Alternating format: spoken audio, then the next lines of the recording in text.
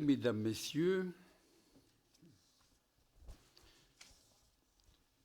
à l'automne 2020, après le premier confinement lié à la pandémie de la Covid-19, j'avais souhaité recueillir les impressions et les idées de la population pour améliorer la qualité de vie dans notre ville. Cette démarche de démocratie participative, intitulée « Les conversations citoyennes d'ici », a connu un succès remarquable puisque près de 20% des foyers se sont exprimés. Ces résultats qui ont été publiés dans le journal Point d'appui de janvier 2021 et sur le site web ICICOM dressent une vision claire de vos priorités pour les prochaines années. Vous souhaitez plus d'espaces verts, plus de transports en commun, notamment le prolongement de la ligne 12 du métro, la création d'une plateforme pour les stages et l'emploi des jeunes en partenariat avec les entreprises de la ville, la réhabilitation du quartier Sainte-Lucie et du centre commercial des Trois Moulins, une augmentation des commerces de proximité, la rénovation énergétique des bâtiments, l'utilisation d'énergies renouvelables ou non polluantes pour lutter contre le changement climatique. Vos priorités rejoignent ainsi celles que nous avions portées devant vous lors des élections municipales. Je m'en réjouis. Nous avons œuvré depuis pour proposer des initiatives concrètes comme la plantation de 700 nouveaux arbres d'ici l'an prochain ou la signature de conventions pour favoriser l'emploi des jeunes avec les grandes entreprises installées sur la ville. Les mesures de restriction liées à la pandémie de la Covid-19 étant désormais allégées, nous lançons ce soir la deuxième phase des conversations citoyennes qui prendra la forme d'ateliers participatifs sur des thèmes concrets autour de la mobilité et du cadre de vie.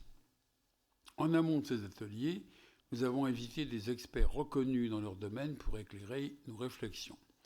C'est le cas ce soir avec le chercheur Carlos Moreno, professeur des universités. Tu es de Parisien, c'est ça ? C'est ça. Moi aussi. Moi aussi. Oui, voilà. Ouais, voilà. Enfin, mais moi je suis vieux maintenant. Co-fondateur, directeur scientifique de la chaire Entrepreneuriat, Territoire, Innovation de l'Université Panthéon-Sorbonne, qui présentera sa vision de la ville du quart d'heure. Mercredi 20 octobre prochain, nous accueillerons Pierre-André Chalandard, PDG de Saint-Gobain, auteur de l'ouvrage Le défi urbain, pour retrouver le désir de vivre en ville. Vous pouvez donc dès ce soir vous inscrire à cette conférence via le formulaire qui vous a été distribué, ainsi qu'aux deux ateliers thématiques dès lundi 18 octobre et 15 novembre prochain, puis nous tirerons ensemble un bilan de cette démarche participative à l'occasion d'une réunion publique qui aura lieu lundi 6 décembre. Je suis donc très heureux de lancer cette nouvelle phase des conversations citoyennes avec le professeur Carlos Moreno, qui était déjà venu au Passy il y a 4 ans, en septembre 2017, à l'occasion du forum Oui Demain, fin connaisseur des villes du monde entier. Votre analyse, professeur, est précieuse. Dans votre dernier livre, Le droit de citer, que vous achèterez tous, c'est bizarre que tu aurais pu l'offrir, vous développez votre concept de la ville du quart d'heure, qui est d'autant plus intéressant, écrivez-vous, qu'on doit voir la crise du Covid-19 comme une opportunité, celle de penser autrement, non pas la ville, mais la vie dans la ville. Je partage totalement cette analyse, tout comme celle qui rappelle qu'il n'y a pas de ville idéale. Elle sera toujours en travaux, en développement, en réparation. Elle sera imparfaite, quelle que soit la qualité de la vision de ses dirigeants. Baudelaire écrivait déjà dans Les Fleurs du Mal, vous le rappelez, que la forme d'une ville change plus vite, hélas, que le cœur d'un mortel. Comme un palimpseste gratté, retravaillé en permanence, les villes doivent s'adapter en permanence à des évolutions rendues indispensables par la succession des défis qui se présentent à elles. À Issy-Moulineaux comme ailleurs, la nécessité de nous adapter au dérèglement climatique est au cœur de nos actions. Je pense d'ailleurs que les villes ont un rôle majeur à jouer, comme ce fut le cas pour le numérique. Elles sont souvent pionnières, car elles sont en première ligne pour mobiliser les acteurs locaux, habitants, entreprises, associations. Chaque territoire a son histoire et sa propre culture. Comme vous le soulignez dans votre livre, professeur, il n'y a pas de modèle de ville, il n'y a que des sources d'inspiration. Et les maires peuvent tenir ce rôle, car ils ne sont pas une courroie de transmission entre la vie politique nationale et la vie locale, mais la colonne vertébrale de la République et des acteurs à part entière. De toute façon, l'accord de Paris sur le climat de décembre 2015, l'adoption par la Commission européenne d'un Green Deal visant à faire de l'Europe le premier continent climatiquement neutre au monde d'ici à 2050, impose de prendre des mesures ambitieuses pour rejoindre à notre niveau à ce défi. Vous prônez la ville du quart d'heure pour rapprocher les services des gens, donner plus d'importance au local, démultiplier les fonctions de bâtiments habituellement à usage unique. C'est ce que nous nous efforçons de faire ici, Moulineau, où la notion de proximité, certains parlent même d'esprit de village, est fortement imprégnée. Habiter, travailler, s'approvisionner, être en forme, apprendre, s'épanouir dans notre ville est déjà une réalité pour beaucoup, mais il reste bien sûr des progrès à réaliser. Ce dont nous avons besoin, écrivez-vous, n'est plus l'imagination au pouvoir, mais le pouvoir d'imaginer nos lieux de vie. À vous la parole.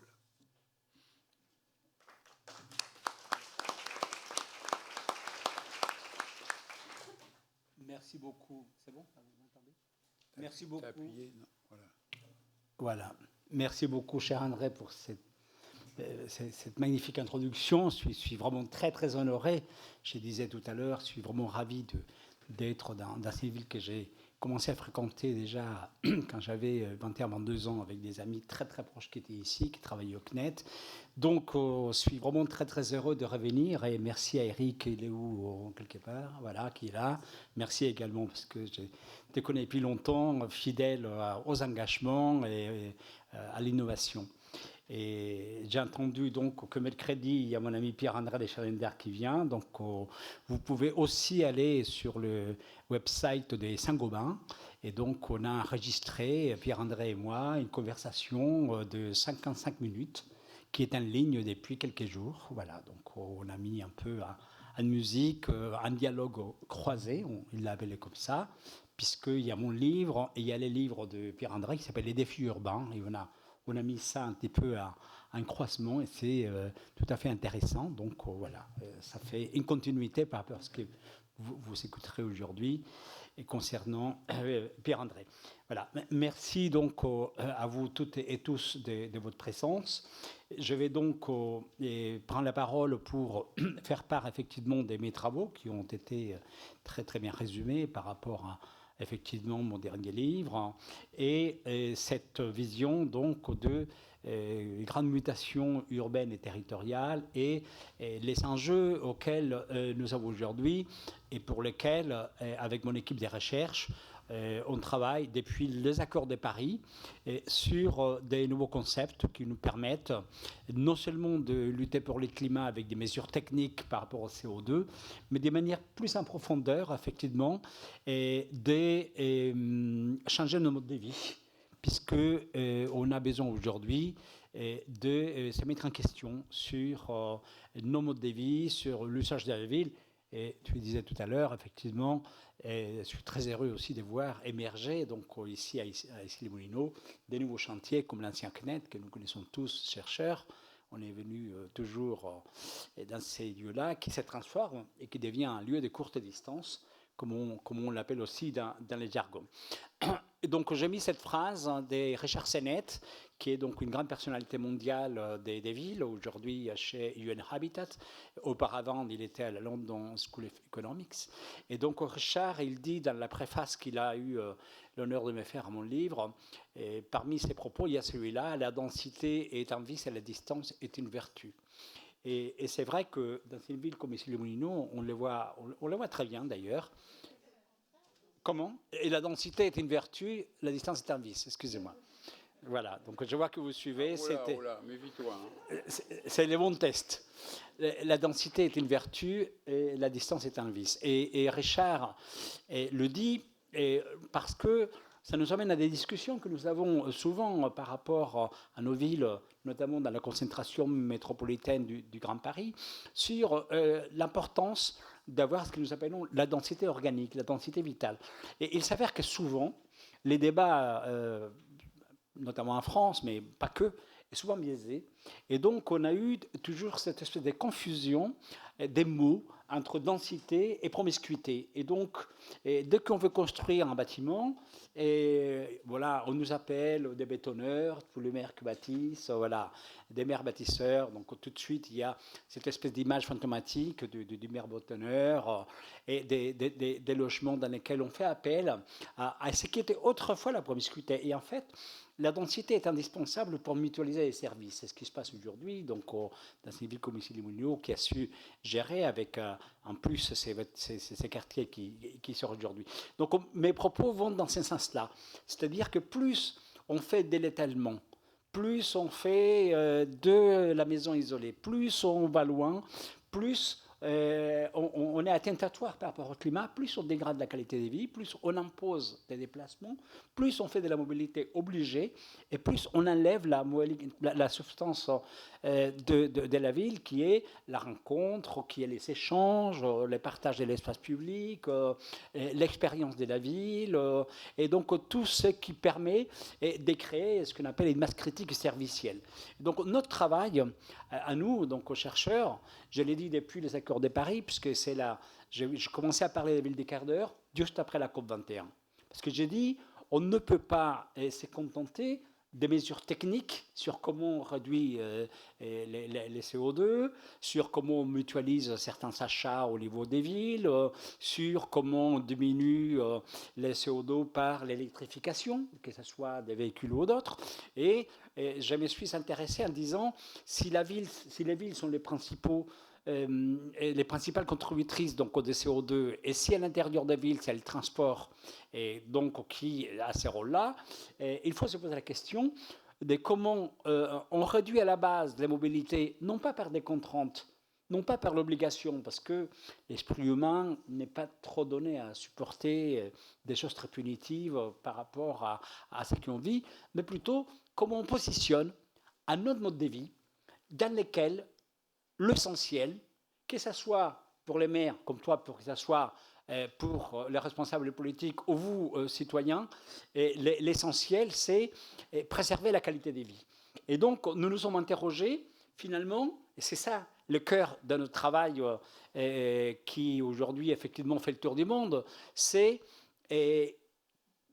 comment définir la qualité des vies et quelle que soit la densité, dans des zones hyper compactes, dans les hypercentres, dans les zones à moyenne densité, dans les zones à faible densité, et finir avec certains mythes sur ce qui est la qualité de vie. Donc, en fait, quand vous regardez ces 4 images qui sont là, ça, en fait, les 3 images d'abord, et ensuite la 4e, ces 3 images, elles représentent ce qu'on a subi pendant longtemps au niveau d'un urbanisme moderne et dans lequel c'était surtout une approche infrastructurelle qui s'est développée par des bâtiments, par la minéralité, par de longs trajets en voiture grâce à tous ces ponts, tunnels qui attiraient de plus en plus, et donc de la voiture individuelle, ce qu'on appelle dans nos jargons l'autosolisme, avec des voitures diesel qui sont venues compliquer donc, notre situation. Mais si vous regardez celle des droites,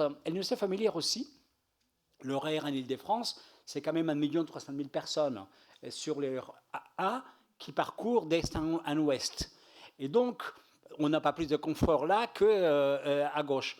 Et finalement, nous avons fait un travail qui nous a mené à dire que les grands ennemis de la qualité de vie, c'est la pendularité. Que la pendularité soit par ces longs transports en commun dans des situations peu confortables, ou que ça soit par ces déplacements en voiture qui, en plus de ne pas être confortables avec les bouchons, sont attentatoires contre la santé. Et l'image d'en bas, mais j'ai perdu, voilà, l'image d'en bas, elle nous montre donc ces grands centres commerciaux qui déshumanisent aussi la ville et qui ont fait énormément de mal dans beaucoup de lieux dans lesquels on a vidé les centres-villes parce qu'on les a fait après les ronds-points, avec des entrepôts, avant 30-40 km des villes, voilà. Et donc, en fait, quelque part, Et ce qui s'est passé en mars 2020 avec le Covid en Europe, en novembre, décembre déjà 2019-2020 en Chine, nous a amené à une nouvelle réflexion sur le rapport que nous avons entre l'espace et le temps. Et je l'ai dit souvent donc, à mes collègues que c'est que le Covid nous a amené au niveau planétaire.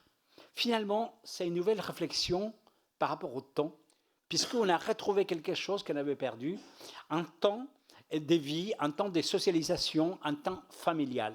Et donc, notre travail aujourd'hui, en fait, suite à ce qui nous est arrivé avec le Covid, c'est remettre un peu le pendule à l'heure de ce qu'on appelle la ville durable.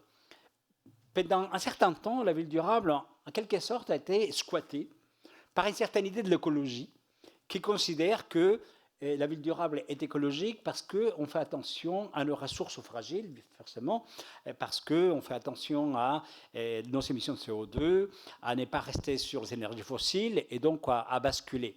Mais au-delà, et les professeurs Younous, prix Nobel, avec qui nous travaillons également dans ma chaire, il dit dans un livre qui s'appelle Les triples zéros, zéro carbone, zéro pauvreté, zéro exclusion, c'est ça le développement durable, c'est une approche écologique, économique et sociale qui doit nous permettre d'avoir l'intersection des trois. Et le professeur Younous, il dit, quand on investit 1 euro quelque part dans une ville, il faut avoir un retour d'investissement qui soit écologique, économique et social, que nous appelons donc une création des valeurs.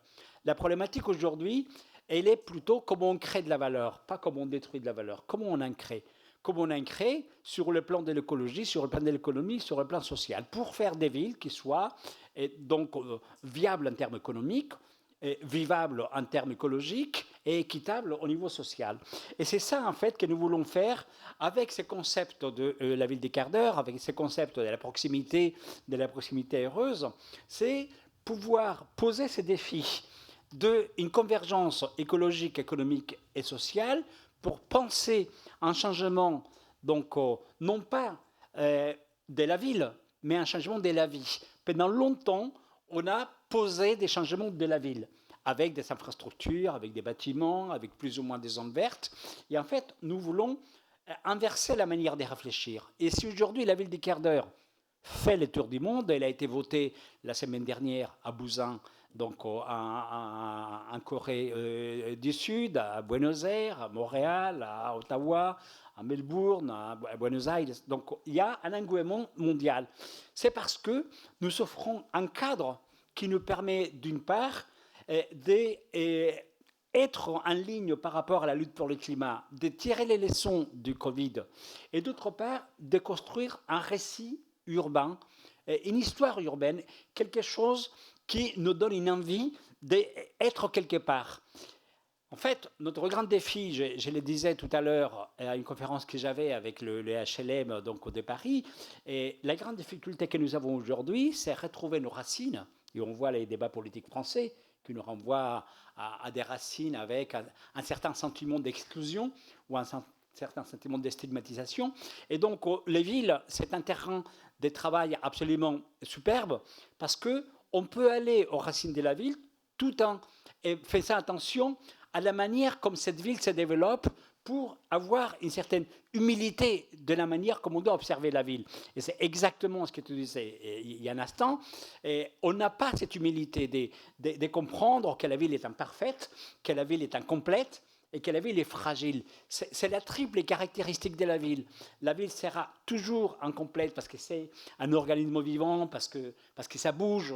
Donc, quoi qu'on en fasse, il manquera toujours des choses et donc on aura toujours l'occasion pour aller pour dire il manque ceci, cela.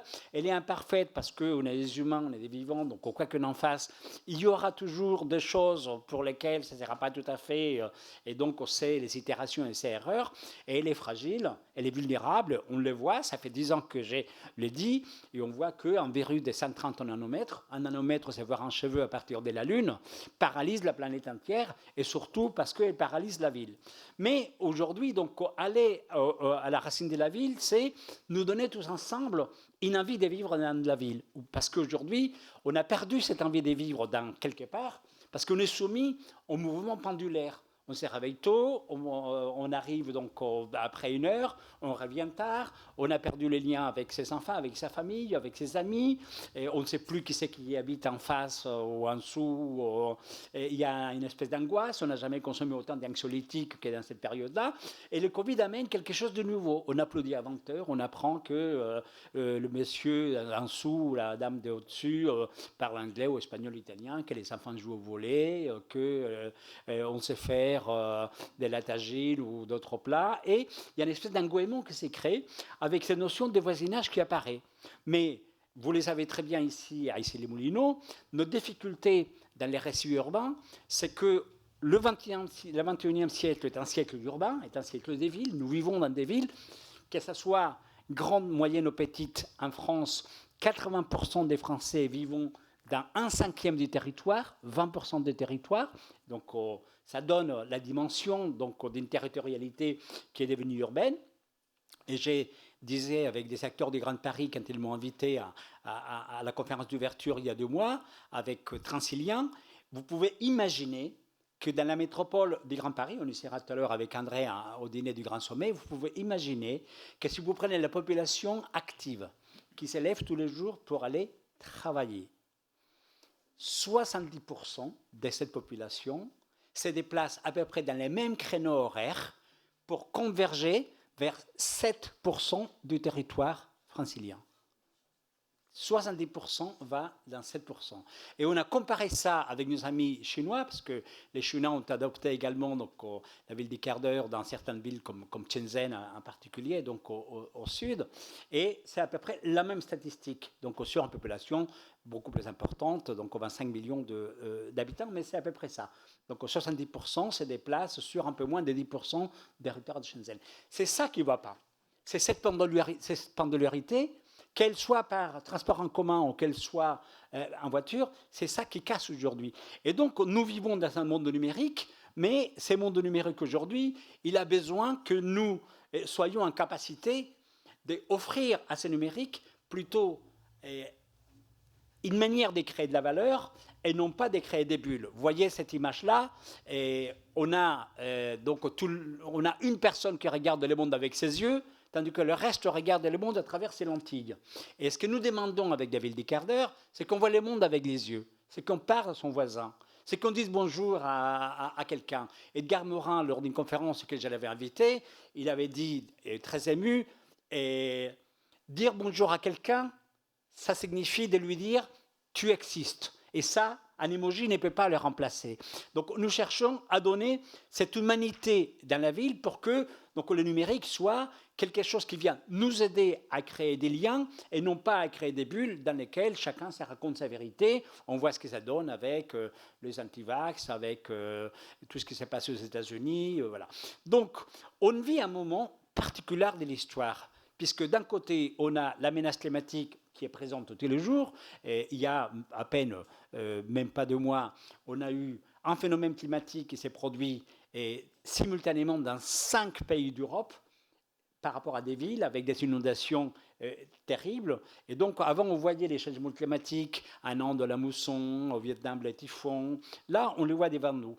Donc, nous avons développé cette conceptualisation pour proposer un nouveau modèle de vie basé sur ce que nous appelons la circularité fonctionnelle. Nous disons que si nous voulons lutter par rapport au climat, réduire nos émissions de CO2, et sortir de la pendularité du transport massif, que ce soit par des transports en commun ou par les transports individuels, il faut continuer à créer de la valeur. On ne peut pas dire aux gens, voilà, payez la taxe, vous êtes punis, vous émettez trop de CO2, et après on fait quoi?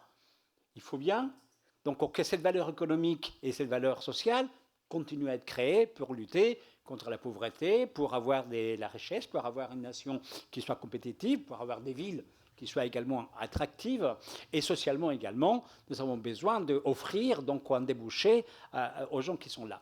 Et donc, nous avons fait un modèle qui est celui, en fait, qui est l'originalité de notre travail. L'originalité de notre travail, elle repose strictement sur ce transparent qui est là.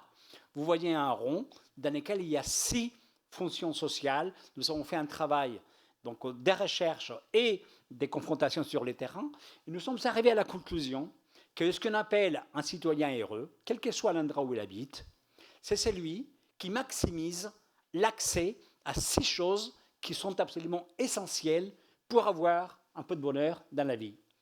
Un habitat digne, un travail dans lequel il y a les moins de pendularité possible, donc le plus proche de chez soi, en tout cas là où on évite le maximum de nuisances pour y aller. Ces courses, son approvisionnement dans des bonnes conditions, des circuits courts, des qualités, des choses qui puissent donc être agréablement pour chacun de soi. Et prendre soin de sa santé physique et mentale. Et on voit l'importance qu'il y a aujourd'hui avec le Covid. Et l'éducation et la culture pour nourrir aussi l'esprit. Et c'est prélasser les loisirs, mais en étant avec une biodiversité qui soit l'eau, l'air pur, la végétalisation, voilà. Et nous appelons ça les 6 fonctions sociales, urbaines ou territoriales indispensables. Vous parachutez n'importe qui et vous lui dites, voilà, vous avez à proximité ces 6 choses-là, donc habitat, travail, approvisionnement, santé, éducation, et culture et loisirs, ben, les gens vous sautent au cou, voilà. Et ça signifie quoi? Ça signifie que si vous l'offrez dans les périmètres les plus proches décarbonés, et ben là c'est bingo. Et donc nous disons, dans les zones hyper compactes, dans les hypercentres, dans les grandes concentrations à forte densité, j'ai dit, voilà, un quart d'heure, c'est pas mal, parce que c'est pas tout à fait chez moi, c'est pas tout à fait trop loin. On a un imaginaire autour des quarts d'heure, tout le monde a eu son quart d'heure de gloire, voilà. J'attends un quart d'heure et c'est bon, voilà. J'aurais pu dire 10 minutes ou 18, voilà. Mais un quart d'heure en plus, ça s'est traduit bien dans toutes les langues, voilà. Mais c'est pour donner cette idée plutôt d'une proximité qui est pas tout à fait chez moi. Ça peut être mon quartier, mais pas tout à fait. Et dans les zones qu'on appelle à moyenne densité ou à faible densité, donc où il y a des villes moyennes, des petites villes, voire de la ruralité, on appelle ça les territoires de la demi-heure, moins connus, mais sur lesquels on travaille aussi, et dans lesquels je ne peux pas aller à pied ou en vélo, donc de manière décarbonée. Il faut que la voiture joue un rôle, et à ce moment-là, il faut lutter contre l'autosolisme au diesel, et il faut offrir de la voiture électrique, des bornes de recharge, des autopartages, les transports à la demande, les bus à la demande, des services intermédiaires, etc. Mais en fait, donc, cette circularité fonctionnelle, c'est le cœur de ce qui fait que ces concepts de la ville du quart d'heure fassent aujourd'hui le tour du monde. Parce qu'il nous a amené en fait à dire, si on a un modèle de vie dans lequel on offre ces services, non pas uniquement pour moi, mon quart d'heure, mais dans l'ensemble de la ville, ça signifie qu'on est en train de changer le mode de vivre aujourd'hui dans des villes qui ont été souvent segmentées, fracturées par justement cette distance qu'évoquait Richard Sennett et qui était devenue en vice parce qu'on travaille à l'ouest à la Défense, mais on habite à l'est du côté de Berne-de-la-Vallée, ou on travaille au nord à Saint-Saint-Denis, donc du côté de la plaine après la construction des stades, mais on habite au sud. On voit la ligne 13, c'est qui est devenu, qui est vraiment un vrai enfer. J'ai des filles quiconque de la prendre, donc tôt le matin, on rentrait le soir. Voilà.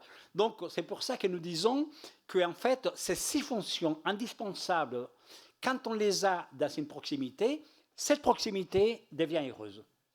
Et ça va de pair avec 4 éléments qui en découlent.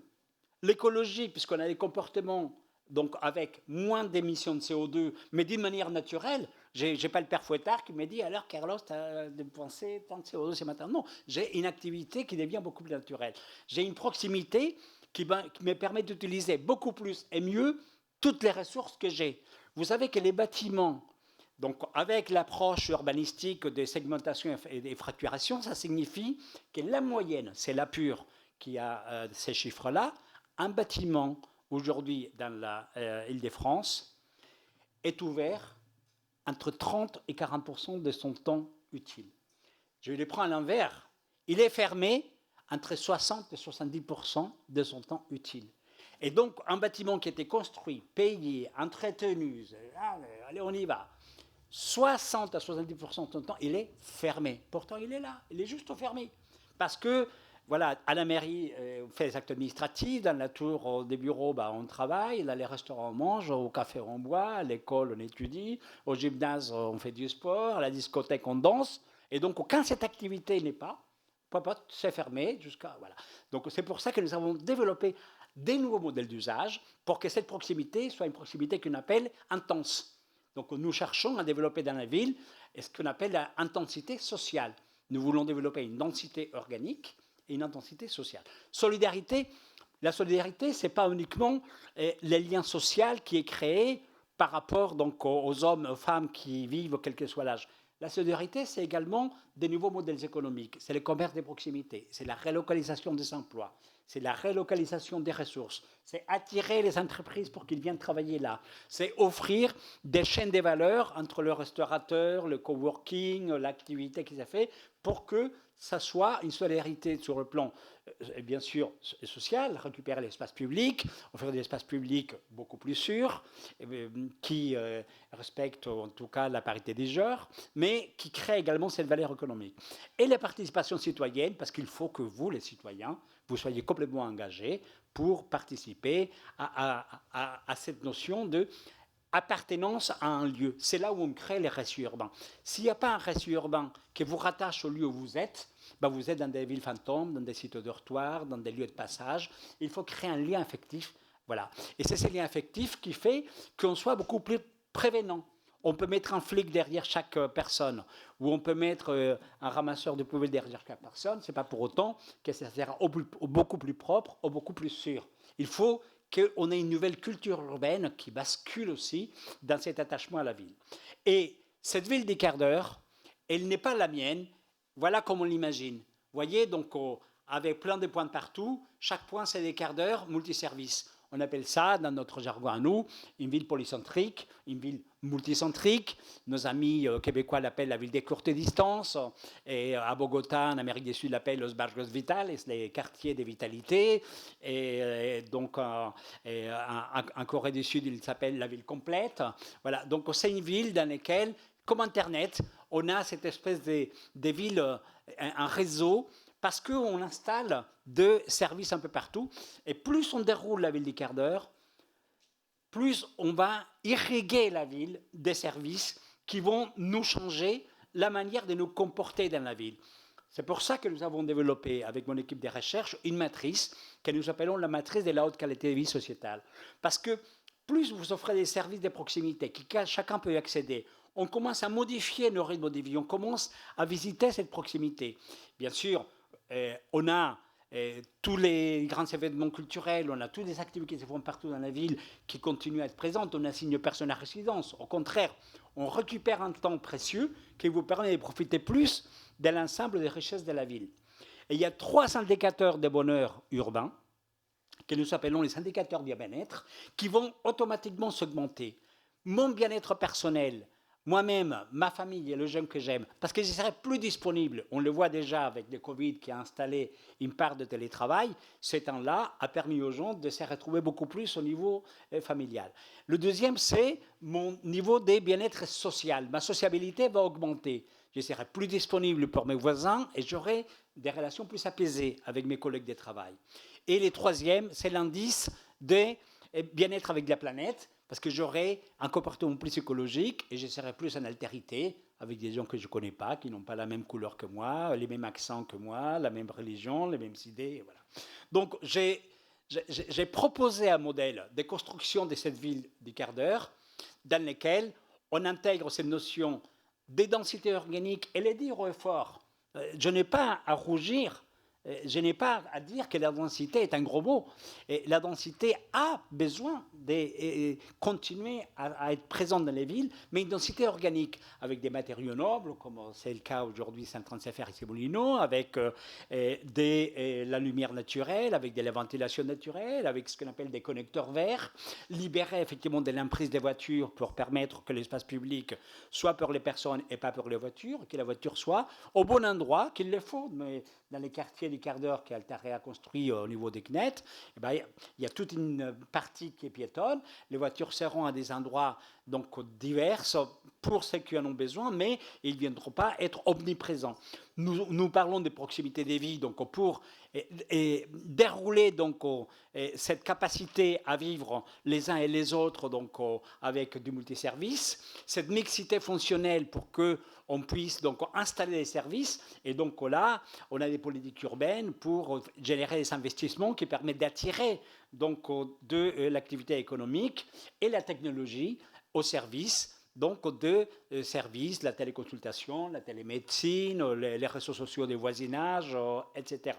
Donc je vais passer vite là-dessus parce que donc, cette densité organique, on sait la décliner dans un master plan, effectivement, pour donner plus de possibilités donc, à la nature de s'exprimer dans la ville, mais en gardant la densité indispensable pour mutualiser, cette proximité pour régénérer donc, la capacité à que les uns et les autres donc, vivent ensemble, cette mixité des services pour générer des modèles économiques donc, et cette ubiquité technologique pour que le digital ne soit pas quelque chose qui sépare, mais c'est quelque chose qui nous relie.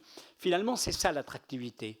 Nous, l'attractivité de la ville des quarts d'heure, c'est une attractivité dans laquelle on va changer peu à peu les rapports entre l'espace et le temps. Mon temps, je vais les passer plus d'une manière voulue là où je suis, parce que j'ai accès à plus de choses et je n'aurai pas la contrainte. Notre combat, c'est quitter la mobilité obligée, c'est ce que nous vivons aujourd'hui, et aller vers la mobilité choisie. J'ai accès à mes services essentiels, mais si je vais à l'opéra, nous allons à l'opéra tout à l'heure, cher André, on va à l'opéra parce que j'ai envie. Si je vais au Louvre, je vais au Louvre. On ne va pas construire un Louvre tous les quarts d'heure, ni un opéra tous les quarts d'heure. Je vais parce que je veux, parce que j'ai envie, point barre. Et j'ai mes moyens de transport, mon tramway, mon métro. Je ne suis pas obligé d'aller en vélo partout, obligé d'aller à pied partout. Je vais où je veux parce que j'ai envie, mais pas parce que je suis obligé. Les drames de l'urbanisme moderne des dernières 70 années, c'est que on est obligé. Et on nous a dit. Donc, quand j'ai dit lors de la COP21, j'ai posé ces modèles, ils m'ont dit Carlos, ton truc est super, mais c'est une utopie, parce que jamais personne travaillera près de chez soi. Et il m'a dit, tu connais les proverbes français, le monde appartient à ceux qui se lèvent tôt. Donc, les gens, ils n'ont qu'à remercier d'avoir un travail, à se lever tôt et à faire leur heure de déplacement ou heure et demie. Au moins, ils auront une paye à la fin du mois. Et c'est le Covid qui est venu exploser ça en mars 2020. Et mon ami, le maire de Milano, en Italie, Giuseppe Sala, qui était donc la première ville en Europe, la Lombardie, à subir le Covid, je n'ai parlé avec eux parce qu'il appartient au réseau mondial des villes qui s'appelle les C40. Ils m'ont demandé, lors de la pandémie, quand il y avait les pics, on a travaillé ensemble. Et Giuseppe Sala, il a adoré ce concept. C'est aujourd'hui en Europe, c'est lui qui est le plus à la pointe. Et il a développé quelque chose avec la chambre de commerce de la Lombardie. Il a développé un concept qui s'appelle lavoro prossimo en italien, en anglais c'est le near working, et nous on traduirait comme travailler près de chez soi. Et donc c'est très futé ce qu'il a fait, parce qu'il a pris la chambre de commerce de la Normandie et ils ont commencé à créer dans la ville, Milano, des lieux intermédiaires un peu partout, dans lesquels en fait, avec la chambre de commerce, ils visualisent ces déplacements pendulaires, 70% qui vont dans 7%, et ben ils l'éclatent. Et les gens vont aller une journée ou 2 ou 3 dans des lieux intermédiaires qui sont près de chez eux, entre 15 et 20 minutes, où ils sont connectés à distance pour que le télétravail ne se fasse pas en pyjama avec l'ordinateur sur ses genoux et les gosses ou les chats qui passent à côté. Et donc, ils vont là, ils font une journée ou 2, et ça désature ces transports et ça donne un nouveau rythme. Ça s'appelle lavoro prossimo. Et Giuseppe Sala, c'est devenu aujourd'hui vraiment quelqu'un qui va très très loin sur ces concepts-là. Toute sa campagne électorale, parce que l'Italie est une campagne électorale municipale, est bâtie sur le concept de la ville des quarts d'heure. Et je suis très heureux parce qu'il a dit, c'est la nouvelle attractivité. Et il a dit, ça me permet de proposer non plus un centre-ville historique comme celui que nous avons aujourd'hui, mais quelque chose, je lui ai dit, Giuseppe, l'anagramme des centres-villes, il y en a 2. Rendez-vous de clientèle ou alors ça réveille. Et donc nous, on est pour ça réveil. C'est-à-dire on veut réveiller la ville. On veut réveiller la ville pour que finalement cet ensemble des proximités, j'ai dit la ville des quarts d'heure, c'est la ville des proximités au pluriel, pour qu'elle nous redonne donc du temps pour nous, pour qu'elle nous donne une capacité, je ne vais pas vous passer la vidéo, je préfère vous l'expliquer, pour que ça soit la ville des intersections. On aura gagné cette ville des quarts d'heure quand on est capable de ne plus penser de manière verticale, comme on a pensé jusqu'à aujourd'hui, mais quand on pense aux intersections. C'est pour ça que le lieu comme celui du CNET, qui a promis de m'inviter à l'inauguration, donc je serai heureux de venir, parce qu'on a besoin des lieux iconiques. On a besoin des lieux dans lesquels les intersections sont une réalité. Et aujourd'hui, ce que dit Edgar Morin quand il parle de la complexité, c'est les cas des villes, c'est complexus, c'est tisser ensemble. Nous avons besoin de tisser ensemble comme ça, c'est-à-dire qu'est-ce qui nous intéresse, ce n'est pas chacun séparément, mais nos intersections. C'est ça la vie urbaine. Plus on génère des intersections, plus on est capable de créer une certaine valeur. Et c'est pour ça que nous cherchons à avoir des bâtiments mixtes, de la mixité avec le rez-de-chaussée qui servent donc à des nouvelles activités. Et nous cherchons que, par exemple, des bâtiments en verticalité, sortir de l'idée classique urbanistique que les espaces publics, c'est à zéro, c'est dans la rue. On peut avoir des espaces publics à l'intérieur de la verticalité, au premier, deuxième, troisième étage. Il faut juste que l'emprise bâtimentaire, elle ne soit pas sur des logements sur la totalité. Donc on le fait déjà aujourd'hui dans certains chantiers où on aménage donc des espaces publics à l'intérieur même des bâtiments pour provoquer les rencontres, pour ouvrir donc les lieux des rencontres, pour installer. Je suis très heureux d'avoir apporté ma contribution pour que des grandes sociétés, comme la famille Muliez par exemple, donc, qui a tous les fonciers, qui est impressionnant, c'est un des premiers fonciers de France, hein, avec Auchan, Kiabi, Decathlon, etc. Ils ont épousé le concept de la ville du quart d'heure, et donc ils ont mis en place un budget, ça a été publié dans la presse, d'1 milliard pour transformer les centres commerciaux, qui sont une honte par rapport à la vitalité, puisqu'ils détruisent de la valeur, le réduire et créer donc des lieux justement dans lesquels il y a cette capacité à générer des multiservices, de l'habitat, du logement, de la santé, du sport, voilà. Donc c'est ça qu'aujourd'hui nous voulons faire. Et Altarea, tu connais Taravella, il a signé un accord avec Carrefour pour faire la même chose, et ils livrent leur premier site à Nantes, où un site de Carrefour est réduit et devient donc plutôt un lieu de proximité heureuse.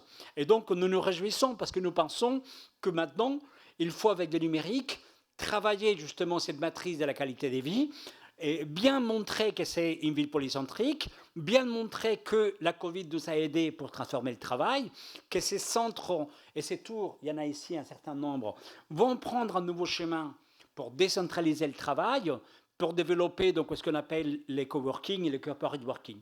Je vais juste finir en vous disant quelque chose qui va au-delà de ce que nous avons dit aujourd'hui avec la ville des quarts d'heure. C'est peut-être pas pour demain, mais on y travaille actuellement avec un certain nombre de bailleurs, d'assureurs et de mutuelles. Nous sommes persuadés qu'après avoir initialisé au niveau mondial cet engouement pour les proximités, la prochaine révolution qui va accompagner donc la révolution en cours, donc il y a la proximité, il y a le travail. Nous pensons qu'il va y avoir une nouvelle révolution qui va venir, qui est la révolution du logement. Et donc, nous disons qu'on va vers de nouvelles manières d'habiter dans la ville. Parce que, cher André, il y a beaucoup de gens qui, étant avec le salaire médian, 1 700, 1 800 euros, dès qu'ils sont à 90-80%, ils ont une problématique, c'est que l'argent, il est dépensé, en fait, globalement, ils s'habitent dans des mètres carrés, mais ils ne peuvent plus habiter dans la ville. Donc ça crée ce phénomène d'exclusion. Les gens ne peuvent pas se payer un resto, ils ne peuvent pas se payer des livres, ils ne peuvent pas se payer des activités ou un manucure pour une femme ou un coiffeur, des choses simples mais qui donnent de la dignité. Ou aller dans un bowling, ou aller dans un cinéma ou dans un théâtre. Ça génère un phénomène d'exclusion qui est lié du fait qu'on habite dans des mètres carrés, mais ces mètres carrés donc, permettent de loger. Mais j'ai dit qu'il y a une grande partie de la population dans nos villes qui loge quelque part, mais qui n'habite pas dans la ville. Elle est coupée de la ville. Et donc, quand on regarde les loyers, on voit qu'on paye les mètres carrés et les charges flottantes liées au confort à l'intérieur. Donc, les gaz, l'électricité, ou l'Internet, ou l'ascenseur, etc. Donc, nous pensons que dans les temps à venir, le leitmotiv avec la ville du quart d'heure, ce sera loger quelque part et vivre dans la ville. Pourquoi? Parce qu'à la ville du quart d'heure, on aura irrigué donc, les divers lieux dans lesquels on habite des services de proximité.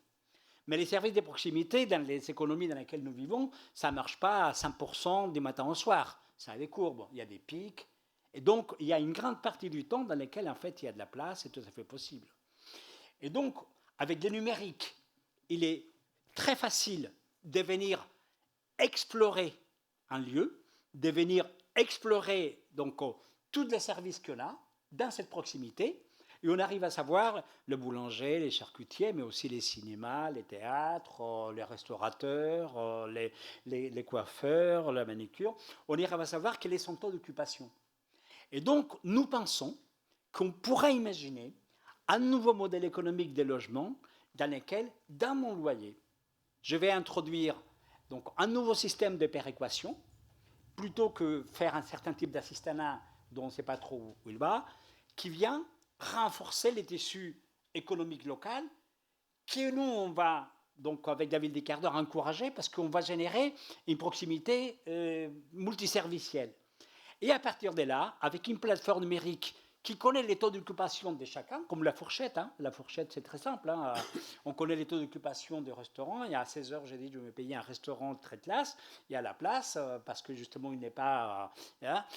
j'ai ma place à moitié prix. Voilà. C'est ce système-là qui nous permettra alors de loger, d'avoir donc une péréquation incluse dans mon loyer étalé sur l'année et qui va me donner droit à 3 places au cinéma, une place au théâtre, un gymnase, des lieux dans lesquels, de toute manière, s'il y a 15 personnes et on s'est payé à accueillir 200, bon, bah, ça ne va pas faire du mal d'en avoir 3, 4, 5, 10, 15 de plus. Ça ne va pas changer l'équation. Ça permettra à l'exploitant d'être donc quand même dans son coût marginal, on va dire. Ça l'aide quand même à payer au moins ses charges. Et là, tout le monde est gagnant. Et donc, c'est les modèles que Airbnb avait commencé à implémenter avant le Covid. Airbnb avait lancé ce qu'ils appellent les Airbnb Experience. Ça veut dire que moi, je vais à Prague, je loue mon Airbnb, point barre. Et là, ils me disent, Monsieur Moreno, vous aimez Mozart, vous aimez le jazz, vous aimez les théâtres noirs, vous aimez la bière, vous aimez les patates, des trucs très pragois. Et donc, en fait, je ne loue plus mes mètres carrés, je loue une expérience. Et dans ce que je paye, y compris donc les jazz, les bars, les black theatres, et donc j'ai une expérience que je vais vivre pendant mon séjour. Voilà, ça s'appelle Airbnb Experience. Donc il avait commencé, c'était lancé. Avec le Covid, ça a pris un peu du plomb dans l'aile, mais ça va revenir. Voilà. Mais donc je pense que la ville des quarts d'heure a encore des choses à sortir à partir du moment où c'est vu comme cette manière de revitaliser la ville, de donner beaucoup plus de puissance donc, à notre habitat donc, inclusif, dans le sens d'être vraiment présent dans cette proximité qu'on appelle des proximités heureuses. Et le numérique sera donc un outil très puissant pour explorer cette proximité. Et à ce moment-là, des lieux qui ne servent qu'à une seule chose, on peut les utiliser pour plusieurs choses. C'est ce qu'on a fait avec des cafés. Un café de 17h à 21h devient un cours des langues. Il y a 30 personnes qui arrivent et au café, chacun a sur sa veste la langue qu'il veut pratiquer. Donc il y a 30 personnes qui vont prendre un cours des langues, ils vont consommer plus, le cafetier, il va gagner plus, il file une petite com à l'association qui gère ça, qui paye un coach des langues, et c'est un cercle donc complètement vertueux. Un lieu, plusieurs usages. Chaque usage, des nouveaux possibles. Une discothèque à Paris, à la Bastille, on lui a dit, et il se passe quoi dans la discothèque, puisque jeudi, vendredi, samedi, allez, 22h, 4h du matin. Et les restes du temps, qu'est-ce qu'on fait? On l'a dit, voilà, on va faire quelque chose pour les quartiers, pour les jeunes. On prend un coach qui vient l'après-midi dès 15h à 18h, 3h. Il y a tout ce qu'il faut, il y a la piste, il y a la musique. On met de la Zumba et on fait du sport avec de la Zumba. C'est la musique à fond, et les jeunes, etc. Ça coûte combien? Ça coûte un coach sur 3 heures. Les gens qui viennent, les jeunes, 10, 20, 30, non seulement ils pratiquent, ils connaissent les quartiers, ils sont dans les quartiers, mais en plus, ils viendront après danser certainement, plus affinité, à la discothèque. Ce sont des choses très simples qui revitalisent n'importe quel quartier. Et vous prenez comme ça tous les lieux qu'il y a dans votre ville, et ça se transforme beaucoup plus vite parce que les infrastructures, elles sont là. C'est ce qu'on a fait avec Anne Hidalgo à Paris quand on a ouvert les écoles le week-end. Parce que les écoles sont là. C'est tout simplement, c'est fermé à clé. Mais elles sont là, elles sont chauffées, etc. Donc, on ouvre les écoles et on dit aux associations, faites des propositions pour faire des activités dans cette place-là. Donc imaginez tout ce que vous avez comme mètre carré, partout, qui ne sont utilisés qu'une partie du temps. Voilà. Dans le langage scientifique, et je vais finir par là, ça s'appelle la chronotopie. Donc un lieu, plusieurs usages, chaque usage de nouveau possible. Inverser la pendularité, changer les rapports entre l'espace et le temps, ça s'appelle les chrono-urbanismes, donc c'est ce que nous faisons. Et faire aimer les lieux avec des choses simples comme celles que je viens de dire, donc une discothèque qui transforme en salle de sport, un café qui devient un cours de langue, une cour d'école qui est ouverte pour faire d'autres activités. Nous appelons ça la topophilie, aimer les lieux. Et donc, le chrono-urbanisme pour changer les rapports entre l'espace et le temps, la chronotopie pour optimiser les lieux et le rendre multifonctionnel, et la topophilie pour aimer les lieux, c'est au cœur de la ville des quarts d'heure, avec cette notion de multiservice. Voilà ce que je voulais vous dire. Merci pour votre attention et je suis très très heureux d'être ici avec vous ce soir.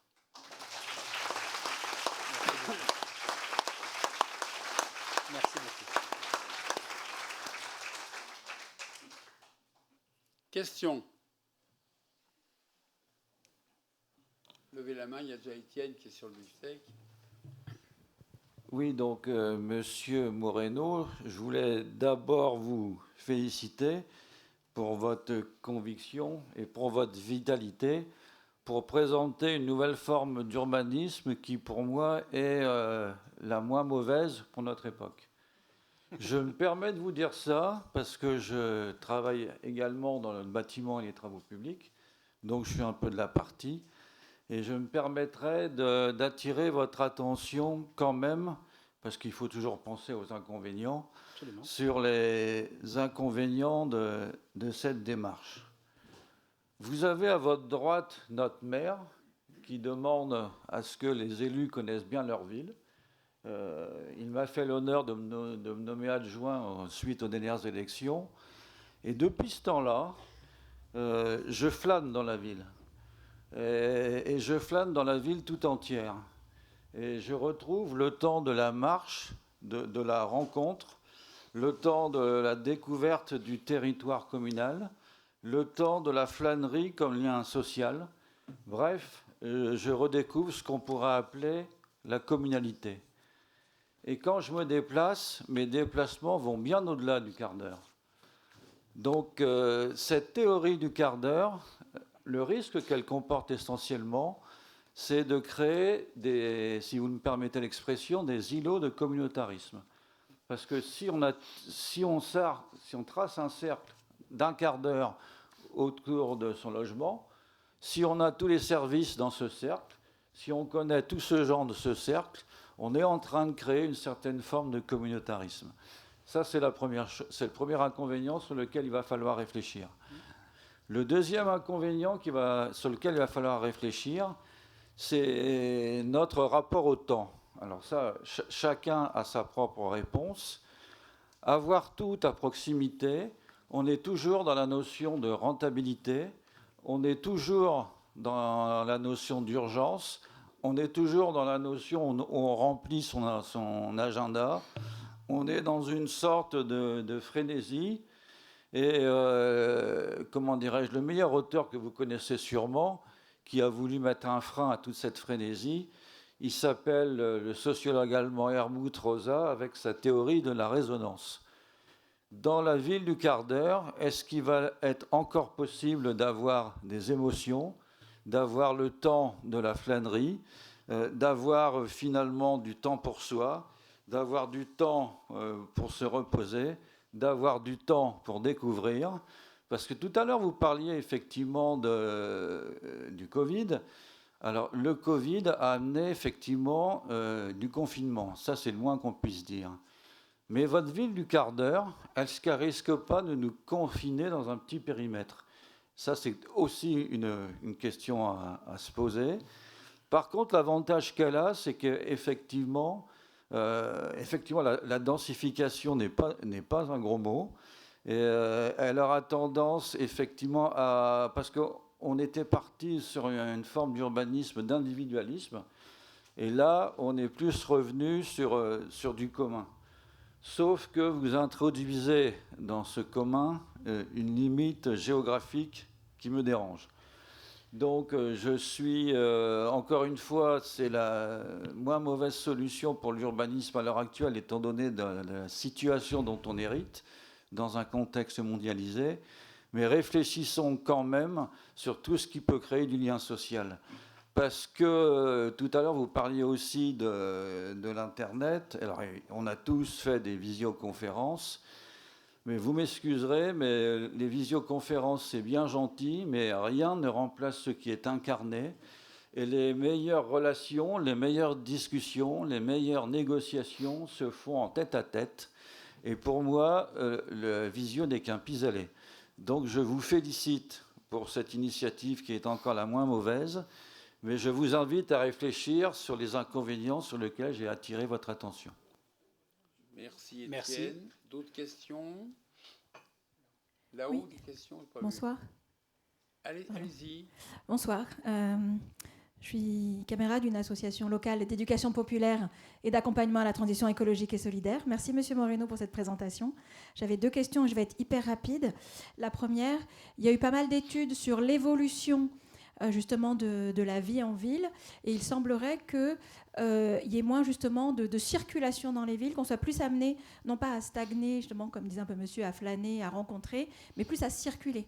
A priori, le nouvel urbanisme, c'est plus un urbanisme de circulation, et on enlève les bancs, enfin voilà, il y a tout un travail là-dessus, une réflexion a priori là-dessus, et aussi, a priori, la ville se ferait plus masculine, avec beaucoup moins de place pour les femmes. Donc je voulais savoir si vous aviez une réaction là-dessus. Et ma deuxième question, qui est liée à la première, tout ce que vous avez présenté est plutôt le fait des collectivités.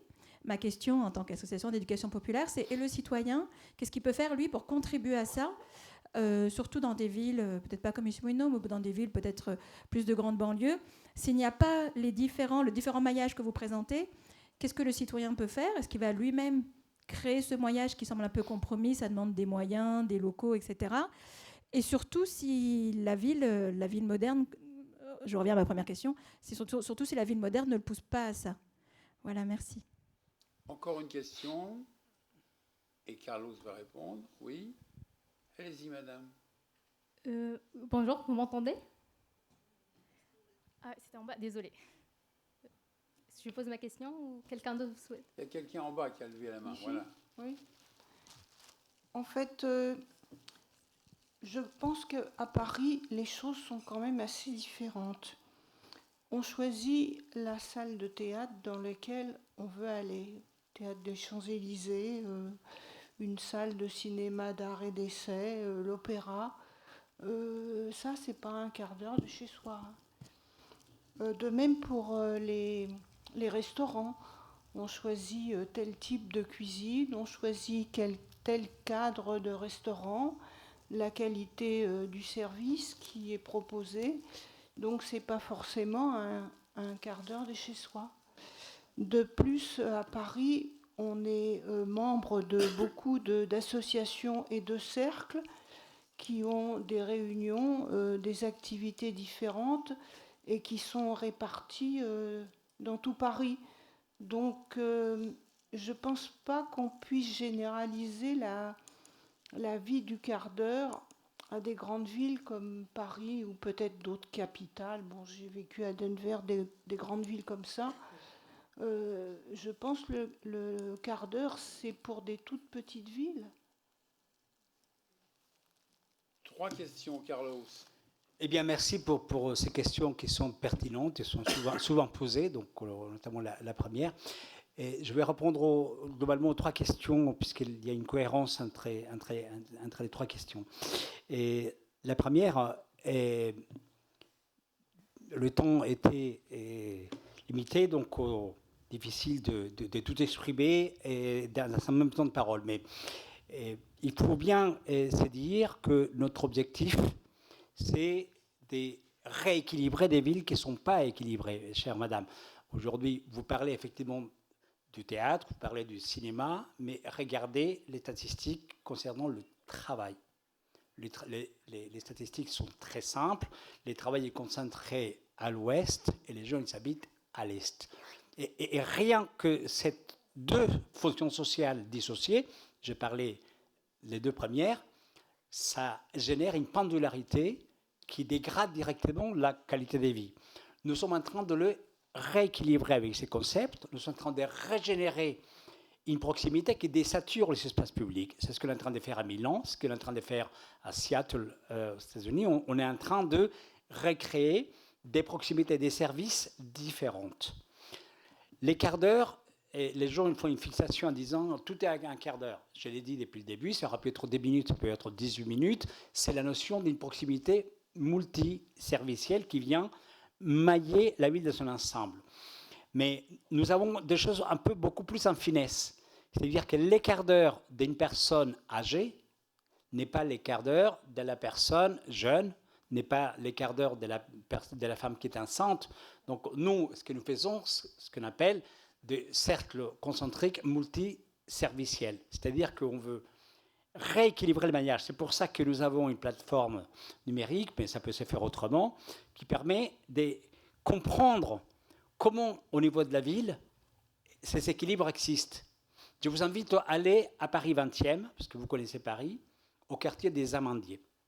Les quartiers des Amandiers en Europe, donc vous savez que Paris 20e, ça représente globalement 250 000 habitants. Les quartiers des Amandiers à Paris, c'est la plus grande densité, c'est la plus forte densité d'un quartier dans toute l'Europe. Je vous invite à vous promener dans les quartiers des Amandiers et à faire la liste du multiservice que vous trouvez dans ces quartiers-là. Voilà. Vous avez donc les centres culturels qui se trouvent tout à fait au début de la rue des Amandiers, et après il n'y a plus rien. Donc c'est des choses simples comme ça. C'est-à-dire que quand on explore la ville, c'est pour ça que nous disons qu'il faut explorer la ville. Nous avons fait un travail des chercheurs. Nous avons pris quelque chose qui s'appelle la BPE. C'est la base publique d'équipement de l'INSEE. Donc avec la base publique d'équipement de l'INSEE, vous avez, je l'ai ici, vous avez la liste de tout. Donc le charcutier, les boulangers, les pressings, vous avez tout. Localisé à l'adresse près. Donc nous avons fait un travail avec notre plateforme qui est d'explorer une ville.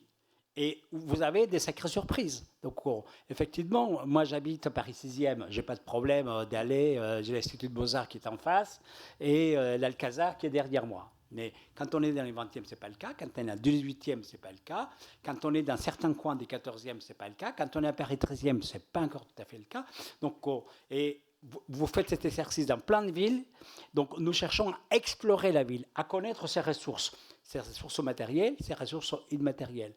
Et quand je vous donne des statistiques, l'usage d'un bâtiment, c'est 30% de son temps de vie, ou au mieux 40%, ce n'est pas moi qui les ai sortis, c'est l'Agence parisienne de l'urbanisme, la PUR, qui nous a donné ces statistiques. C'est même eux qui l'ont publié en disant un bâtiment, il ne fait que 30% de 40% de son temps utile. Donc nous voulons tout simplement que cette infrastructure, elle serve à d'autres choses et qu'elle ne soit pas fermée sous clé tout le temps. Donc ce sont des choses qui changent notre manière de vivre. Parce que si on ouvre ces lieux-là et si on installe des nouveaux services, eh ben, on a une capacité à générer de la qualité de vie. Après, que vous ayez envie, je l'ai dit à plusieurs reprises, que vous ayez envie d'aller à l'Opéra, au musée du Louvre, à Bercy, au Palais de Congrès, rien de plus normal. Voilà. Mais ce ne sont pas des déplacements que vous faites tous les jours. Par contre, aller travailler, ça, vous le faites tous les jours. Et tant qu'on accepte la pendularité au niveau du monde du travail, eh ben, on sera soumis à une dégradation de la qualité de vie. Et ce qui s'est passé avec le Covid, c'est que on a compris qu'on pouvait ne pas aller travailler tous les jours au même endroit, on pouvait ne pas être dans un espace en commun, qu'on pouvait travailler en utilisant les technologies, en utilisant donc, les numériques, et que si on installait des surfaces intermédiaires pour ne pas travailler chez soi, parce que tout le monde ne peut pas les faire chez soi, à ce moment-là, on allait désaturer ces déplacements-là. Donc, c'est ce que nous voulons faire avec la ville du quart d'heure. Donc, mes amis à Melbourne, en Australie, ils l'appellent les 20-minute neighborhood, le voisinage des 20 minutes. À Ottawa, donc, ils l'appellent la ville des 18 minutes. Je suis demain à Bruxelles avec Philippe Bas, qui est le maire de Bruxelles. Il l'appelle là-bas la ville de 10 minutes, parce que c'est une ville plus petite et elle est quand même déjà multiservicielle. Et à Copenhague, donc dans des quartiers qui ont été construits multiservices, ça s'appelle la ville des 5 minutes, parce qu'à Copenhague, il y a déjà énormément de services, et donc ils veulent le réduire encore plus pour offrir cette liberté d'aller où vous voulez et de revitaliser les tissus économiques. Les associations, pour répondre à madame, et les associations, elles sont au cœur, je disais qu'il y avait 4 choses: écologie, proximité, solidarité et participation. Donc les citoyens, l'anecdote que j'ai racontée de la discothèque qui est devenue une salle de sport, c'est des citoyens, c'est des jeunes qui ont proposé ça. Et l'association Philanthrope, que je vous invite à regarder, c'est une association qui tourne dans plusieurs quartiers, qui transforme le café en lieu d'apprentissage de langue étrangère. C'est une association. Et c'est même une transaction privée. Une association vers le cafetier, il a dit, nous sommes 30 tous les jeudis, est-ce qu'on peut prendre les lieux et on parlera de langue étrangère. Voilà, donc ça c'est fait. Donc les cafés, ils servent des supports et c'est les associations qui l'ont proposé. Après, il y a des choses beaucoup plus élaborées, avec des budgets participatifs, avec des co-investissements. La ville de Londres le fait. La ville de Londres incite aujourd'hui à que les tours qui sont vides, vous allez à la City actuellement, vous allez à la City, les bâtiments ils tournent à 18% du taux d'usage. Qu'est-ce qu'on va faire de la City? On va laisser les bâtiments vides. Donc si vous allez à Londres aujourd'hui, à Canary Wharf, donc au niveau de la City, vous allez voir un grand panneau qui s'appelle donc les 15-minute City de Canary Wharf. Et donc il faut un appel à projet pour transformer ces lieux-là dans des lieux multifonctionnels.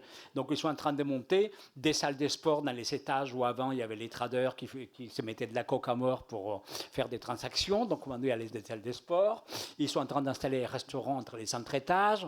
Ils s'installent donc des salles des conférences, des événements. Il y a des parkings où il n'y a plus personne qui vient. 4 étages de parking. Ça a été transformé dans une pépinière des start-up, dans des restaurants pour des cultures exotiques, dans des salles de travail. Voilà, donc c'est des usages nouveaux qui sont faits là-dedans. Qui aurait pu me dire que dans ces lieux-là, on allait assister à cette transformation? Et vous prenez la dernière enquête des UWG, les International Workplace, qui est la mutation des modes du travail. Ils ont fait une enquête pour les gens de 18 à 35 ans, donc sur 6 villes du monde, Paris, Nantes, Montréal, New York, Londres et me manque une. Et ils disent, les jeunes, nous, 18-35 ans, ce que nous on préfère, c'est effectivement un maximum de services à proximité et voyager par contre très très loin pour rencontrer des gens très différents dès qu'on peut. Et ça, c'est des nouveaux modes de vie, c'est des nouvelles tendances. Je vais vous dire même quelque chose, je te dis André, c'est irréversible. C'est comme ça que le monde va tourner. Les gens aujourd'hui ont besoin d'accéder à un mode de vie beaucoup plus apaisé. Une ville comme Bordeaux, une ville comme Toulouse, je travaille avec ces villes-là et j'ai beaucoup d'amitié, Jean-Luc Moudenc. Bon, Bordeaux, c'est un peu plus compliqué maintenant, mais tout au moins.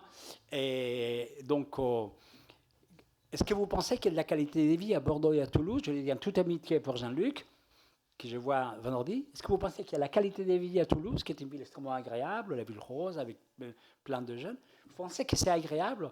C'est taper 45 minutes, 1 heure des boulevards périphériques quand on va rejoindre la portion des territoires dans lesquels il y a de l'emploi, qui est les territoires de la partie aérospatiale.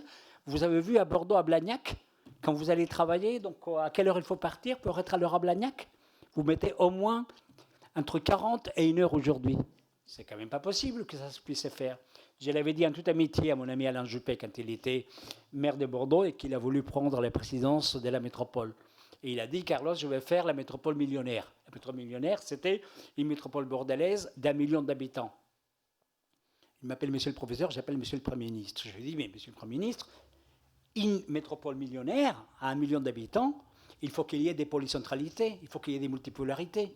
On ne peut pas faire une métropole à 1 million d'habitants et avoir tous les gens qui bossent à Blagnac pour la technologie, parce que c'est 3 lieux dans lesquels les gens sont concentrés.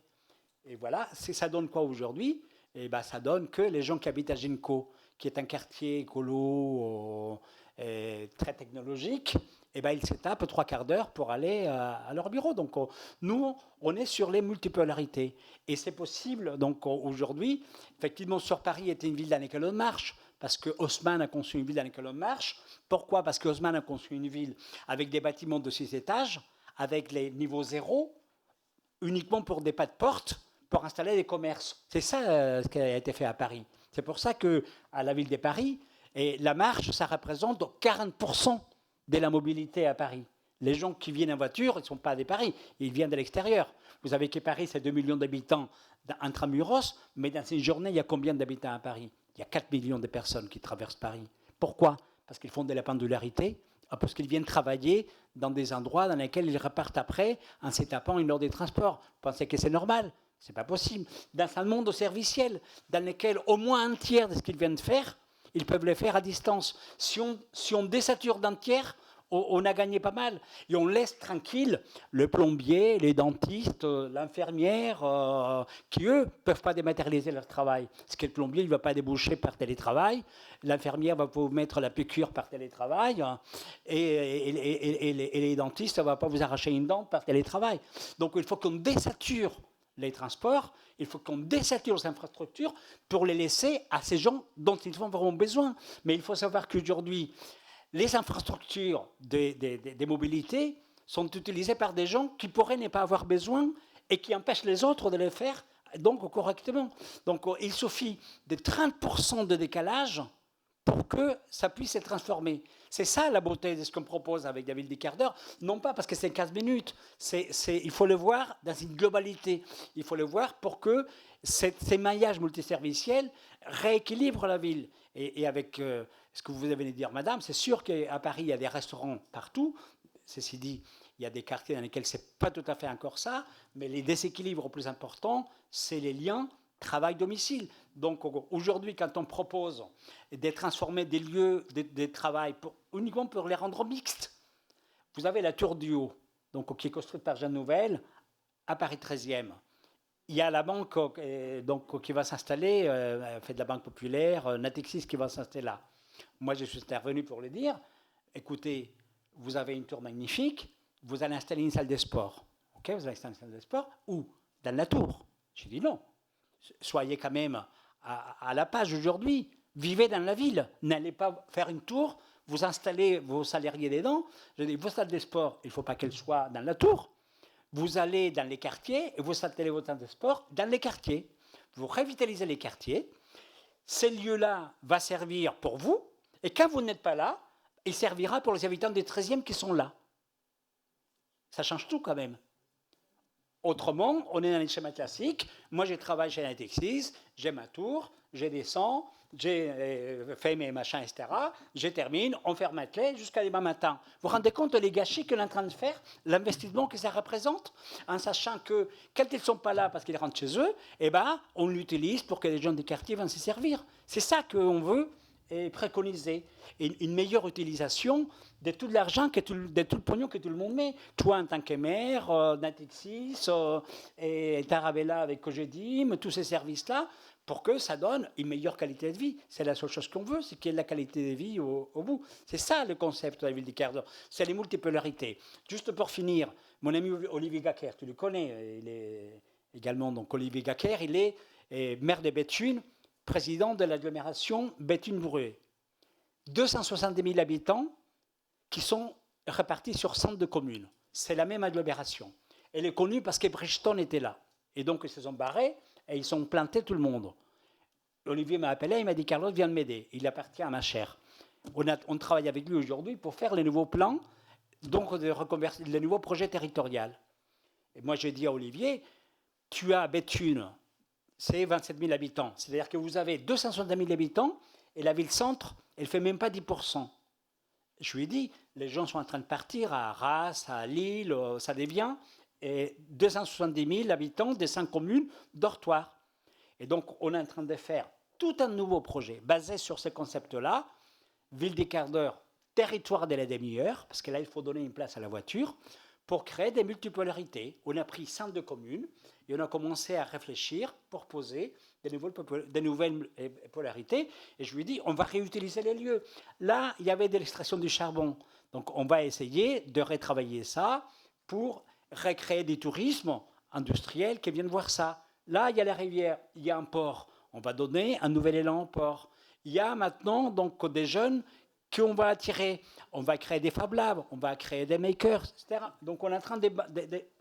Mais avec des multipolarités. Ce qui nous tue aujourd'hui en France, c'est l'hypercentralité. C'est quand même pas normal qu'on soit obligé d'aller dans les plateaux de Saclay pour pouvoir donc faire de la technologie et ensuite donc venir des fins fonds de la France jusqu'à Saclay pour passer sa journée et ensuite retourner travailler, quand on pourrait faire au moins un tiers à distance. C'est ça qu'on veut faire, c'est rééquilibrer les fonctions sociales qui permettent aux gens d'accéder à plus de qualité de vie. Et si vous mettez l'écran que j'ai ici sous les yeux, c'est pas les génies de Moreno et ses équipes, c'est une mouvance mondiale. Ça, vous avez la ville de Melbourne. Donc, il s'appelle les 20 Million Neighborhoods. Aujourd'hui, c'est une réalité. Ça, c'est la ville d'Ottawa. Donc, le voisinage des 15 minutes. Ça, c'est la ville de Copenhague. C'est les 5 minutes au neighborhood. Ça, c'est la ville d'Utrecht également. C'est 35 000 personnes qui habitent dans ces quartiers-là et qui s'appellent donc les quartiers des 20 minutes. Bref, je peux vous faire défiler C'est un mouvement qui aujourd'hui est devenu irréversible. Je suis très heureux d'avoir été effectivement les premiers à l'avoir pensé en 2016. Mais ce qui m'a frappé l'esprit, c'est quand les Chinois, des principales métropoles chinoises, donc au Shenzhen, Shanghai, Hangzhou, etc., m'ont contacté pour me dire on vient de lancer notre projet qui s'appelle les 15 minutes de vie. Et donc, c'est ça qu'il faut intégrer. Ce n'est pas que je dois signer un résident. C'est que si j'ai des choses qui me simplifient la vie à un quart d'heure, à 20 minutes, peu importe, eh ben, ça me soulage d'un certain nombre de choses que j'ai fait ça avant de manière obligée. Et par contre, bien sûr, le temps que je récupère, parce qu'on récupère du temps avec toute cette manière de travailler, je fais ce que je veux, je vais aller ailleurs, et tant mieux. Donc, c'est cette notion de ville polycentrique qui est au cœur. Carlos, je t'arrête parce que je dois encore t'emmener Absolument. au dîner de la métropole. Absolument. Je voulais simplement te dire que chez nous, on a des gros sièges qui sont installés. Et j'ai eu l'idée farfelue, puisque je préside l'office des HLM, Absolument. de proposer les logements assez responsables. On m'a dit, Capgemini. Capgemini, c'est une des plus grandes entreprises du monde. Ils sont 285 000. Et sur la ville, ils sont 9 000. Eh bien, ils ne veulent pas aller à Paris. Parce que les pistes cyclables à la con, etc., tout ça, ça tue Paris. Le 15e est en train de se vider, quand vous voyez, la rue de Vaugirard n'existe plus. Bon. Bien sûr. Et alors j'ai dit, qu'est-ce qu'on peut faire alors? Il dit, les logements. Les logements sociaux, pour Capgemini, il ne faut pas exagérer, ils ont quand même des revenus. On a calculé. Ils ont donc la possibilité d'avoir ce qu'on appelle l'ancien 1%. Exact. C'est du 20 € le mètre carré, etc. Mes collaborateurs étaient un peu frigides. Bon. On est parti. En une semaine, 78 familles de Capgemini ont demandé à venir sur la ville. Et Orange, qui s'installe donc dans les jours qui viennent, 38 familles ont demandé. Voilà. Donc, évidemment, c'est du HLM, ce qu'on appelle le PLI. C'est amélioré. Mais là, effectivement, quand on habite sur la ville, qu'on trouve que la ville est agréable, qu'il y a des services, même les grandes entreprises, des gens très intelligents, ils vont accepter. Donc, tu avais raison avant tout le monde. Je vous l'enlève parce qu'on l'attend encore. Merci à vous et à lui. Merci André. Merci.